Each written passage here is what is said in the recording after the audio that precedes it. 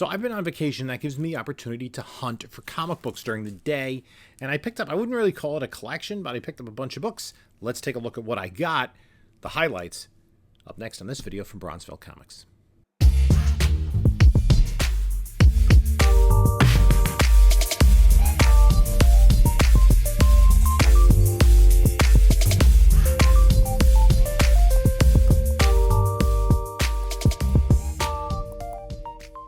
Hey there, comic book community. This is Jim from Bronzeville Comics coming to you with another video. And before we get started, please like, comment, subscribe, do all that great stuff. Follow us on the other socials. I'm going to be announcing my 4,000 subscriber giveaway very soon. Even though I've been off on vacation, I haven't had the time to catch up on comic book stuff. I've been busy with other comic book related things. Anyway, follow me on Instagram, Bronzeville_comics. Follow me on Whatnot, Bronzeville_comics. We do sales every Monday night at 10 p.m. Eastern Time. And this video is dropping today. All this week I've been doing pop-up sales at 1 p.m. Eastern Time. So Friday, pop-up sale at 1 p.m. Also, there's a link in the description. If you're not yet signed up with Whatnot, you can sign up with that link. You'll get $10 off your first purchase, regardless of who you buy something with. Also, in the description of this video is my email address and my eBay store. And if you are in the Bronx area on Saturday, that's tomorrow, April 15th, right? You've gotten your taxes done. Come to Streetside Anthony's. Check him out on Instagram, Streetside Anthony Comics. I'll be setting up there. E-Rod will be setting up there. It's his first big sale of the spring. It's going to be a great time. I'm going to be getting there a little bit late, but I'm going to be bringing some new books, some dollar bins, some $5 bins. Some of these books will probably be there as well. So come on out. Great time. Just hang, pick up some comics. It's going to be really a great comic book day. So I saw an ad on Craigslist for someone that was selling off, I guess, inventory for a store. At $60 a short box. So I said, let me take a look. So I had the day off, and I drove out, and there was a guy who dealt mostly with books, he said, and he had these comics. He was kind of getting out of the comic side of the business, and he had bought these short boxes from a store in North Carolina. So they all had return address labels on them and everything. And they had been picked through. Some were filled, some were not. But I was the first one there. So I got to go through all the boxes and pick the ones that I wanted. I took 4 short boxes. He said he had 80. He had about 2 dozen or so out on this particular day. And I picked the ones that I thought had value, had books that I wanted in there. And I was kind of doing a quick look through to see, okay, I'll take this for 60. And I think I did pretty well. I think I got some good stuff there. So, let's take a look at what I brought home. Okay, so I just went to a garage sale. A guy was selling books. He was like a book dealer and dabbled in comic books, and he had short boxes for $60 a piece. So I picked up a few. Let's see what I realized when I was looking through it, but it has some older books. It has, look at this. Oops, there we go. Nice Batman, and it has a Batman 147. Return tour. So some funny books. I think, basically I was looking for boxes that had a couple of keys. That's Defenders, Marvel Premiere. And I grabbed this box without even seeing those 2 Batman books. Did I pick this book up? Wrong album.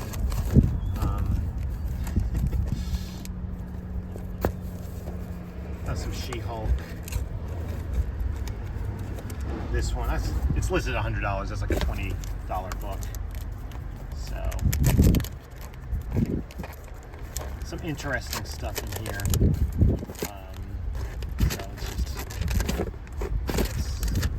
Not sure about Omaha the Cat Dancer.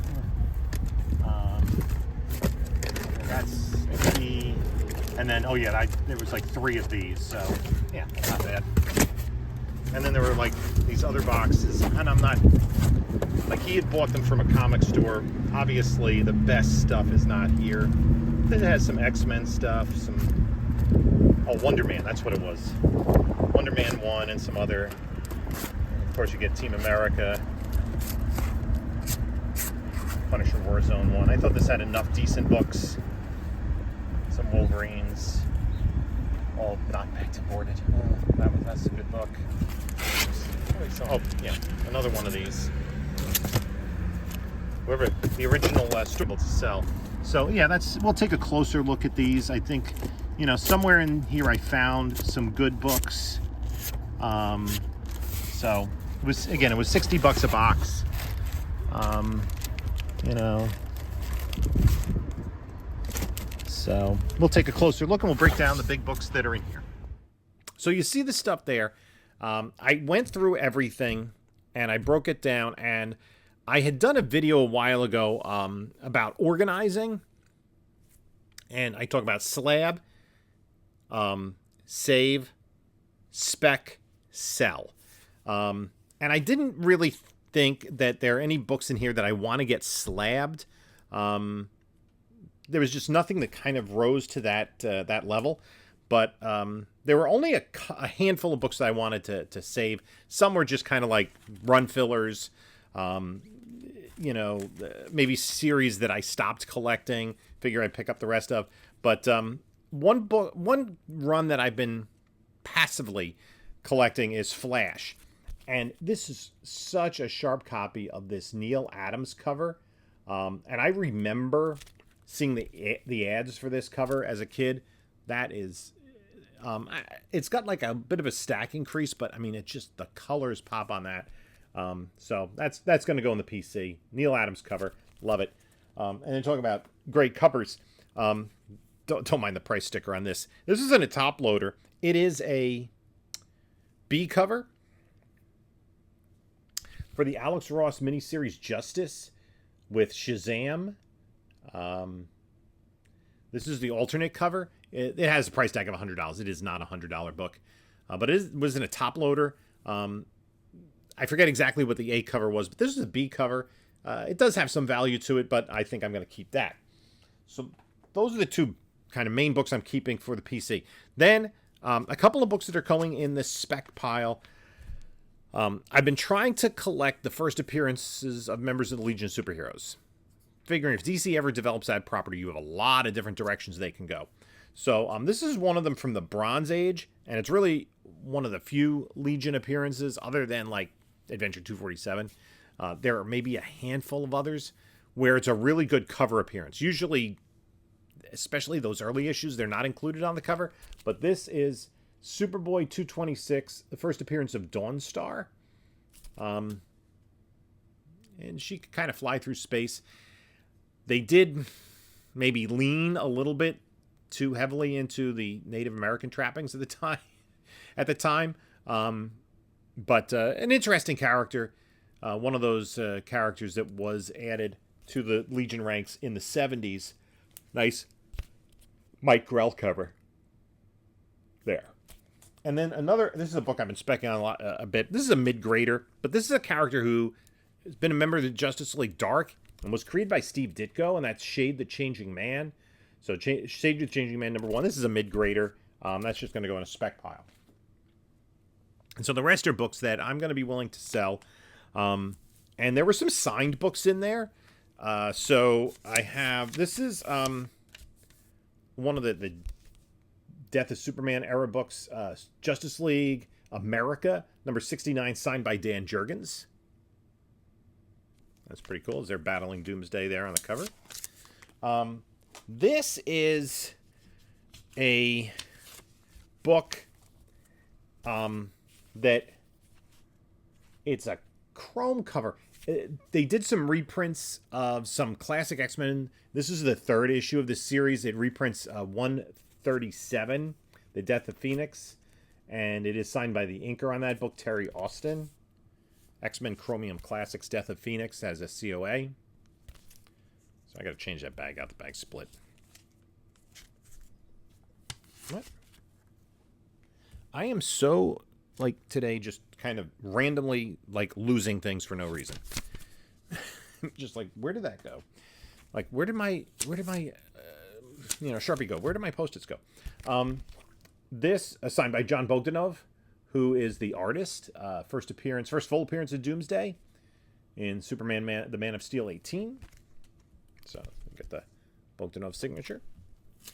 And then this also has a COA. It is X-Men 400. It does have a wraparound cover, and it is signed. It does it by Joe Casey, and it has a remark up there. I'm not exactly sure what that remark is. By Cully Hamner. Is it Hammer or Hamner? Hamner. Cully Hamner. So, interesting. Then get into some of the books that, had more than a few dollars worth of value. Iron Man, number 288. There's another box I went through, and, I see some 12-cent Batman, and you got to grab it. Is that the first appearance of Deathman or something? Mid-grade. Then there were a bunch of these Marvel Ages, but none of the biggies. But this annual with this Art Adams cover, I mean, impeccable detail. Adams is just awesome. Comic Tropes just did an episode on his artwork. Here's another signed book, the book I've never heard of. Midtown COA. It is Shirtless Bear Fighter. Signed by Jody LeHeup and Sebastian Guernier. It was signed at Midtown Comics. I don't know anything about this book, but it's signed. So, yeah, that's fun. You got a Batman 100-pager in decent condition, 261. I already have that one, so I can let this one go. Then there were several issues. There were 4. I actually gave one away already. I think 3 of them in the same box of Amazing Spider-Man 365, first appearance of Miguel O'Hara. These have a little bit of, I guess, wear and the foil up top. I don't think these are 9/8 candidates, so we can let that go. Here we have a Daredevil 1 Marvel Knights era, the Kevin Smith run. And this is the Dynamic Forces alternate cover. So that has a little bit of extra value, not signed or anything. Then you go back to the Silver Age. Decent copy of Fantastic Four Annual 4. I have to rebag that bad boy. This is a book that heated up a little bit recently when they kind of redid this story. But this is a sharp copy of Spawn Batman by Frank Miller and Todd McFarlane. This is a book I don't really know I can't find much information about. It's a British book. I don't know if this is a reprint. Almost looks like a photocopy. I have to do a little more research on this. Spellbound number 30. It was L. Miller Publications. I don't know. If anybody knows anything about that, put this in the comments. Obviously, got some rusty staples there. It doesn't look like a comic book. It looks like a photocopy. I'm not sure what to make of that. This was a return copy of Thor 150, the first cover appearance of Hela. But we can see the Thor in the Marvel box there was removed, sadly. This is an interesting book because I think the value of this is a little sneaky. But it's Free Comic Book Day, Teenage Mutant Ninja Turtles #1 reprint. This is a really sharp book. I'm actually really toying with the idea. I don't think it's a 9/8. This is actually a pretty valuable book in a 9/8 because this was Free Comic Book Day back before people were keeping all their copies of Free Comic Book Day. Like going to 7 different stores and, picking up 20 copies of each of the Free Comic Book Day books. And, it's scarcity, it's lack of supply that drives the value. And this is a reprint of Teenage Mutant Ninja Turtles 1. I think this is either from 2007. I think it's actually 2009. So, and there's a stamp space on the back, but there was no store stamp on it. Then there was another box I opened, I think you see at the beginning of the video.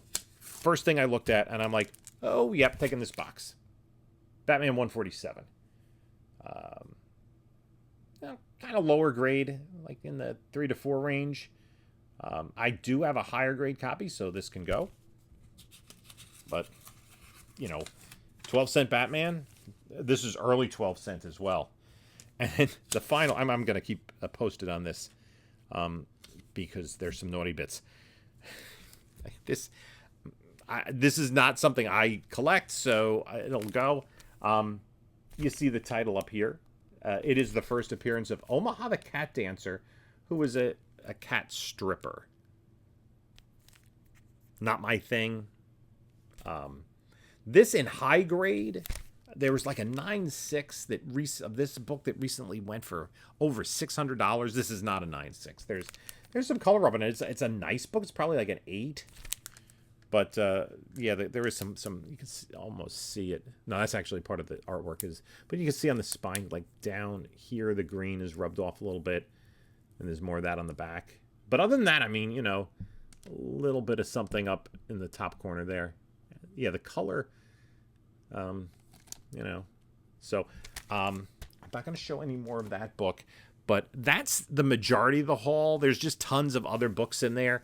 I think there were, I'm going to say 600 books in all that I bought, and four boxes at Refocus.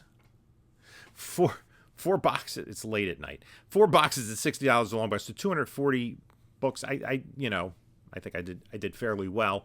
There's going to be a bunch of these in the $1 and $5 bins when I head to Street Sides on Saturday. So let me know what you think about that haul. What books do you find most interesting? I think some of the harder to find books are always interesting when you get them in a collection. But yeah, let me know what you think in the comments. In the meantime, you can take a look at a couple of my other videos here. And this is Jim saying until next time, enjoy your comics.